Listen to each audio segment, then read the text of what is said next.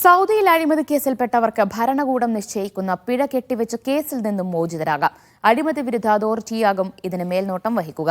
Saudi കിരീടാവകാശി ചെയർമാനായ സമിതിയാണ് അഴിമതി കേസുകളിൽ നടപടി ശക്തമാക്കിയത്.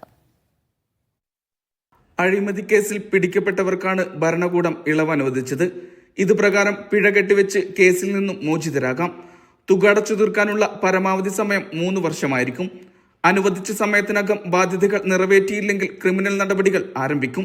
അഴിമതിയിലൂടെ വീണ്ടെടുത്ത മുഴുവൻ തുകയും സൗദി സർക്കാർ ട്രഷറിയിലേക്ക് വരവ് വെക്കും. അഴിമതി കേസിൽ വിചാരണ നേരിടുന്നവർക്കും നിയമം ബാധകമാകും. 1 വർഷത്തിനുള്ളിൽ സ്വമേധയാ കുറ്റം സമ്മതിക്കുന്നവർക്ക് 5% പിഴ ഒഴിവാക്കും. അഴിമതി തുകയും ലാഭവും തിരിച്ചടച്ചാൽ മതിയാകും. രാജാവിന്റെ പ്രത്യേക അനുമതി പ്രകാരവും അഴിമതി കേസുകളിൽ ശിക്ഷാ ഇളവ് ലഭിക്കും. ഇതുവരെ ശിക്ഷിക്കപ്പെട്ടവർക്കും ആരോപണ വിധേയർക്കും ഈ നിയമങ്ങൾ ബാധകമാണെന്നും മന്ത്രാലയം അറിയിച്ചു. അഴിമതിയിലൂടെ നഷ്ടപ്പെട്ട പൊതുധനം വീണ്ടെടുക്കുക, പൊതുജനങ്ങൾക്കുള്ള വികസനം ഉറപ്പാക്കുക, അഴിമതിരഹിത ഭരണം നടപ്പാക്കുക തുടങ്ങിയ ലക്ഷ്യങ്ങളുടെ ഭാഗമായാണ് നടപടി. Vishal Cherpulassery, media 1, Riyadh.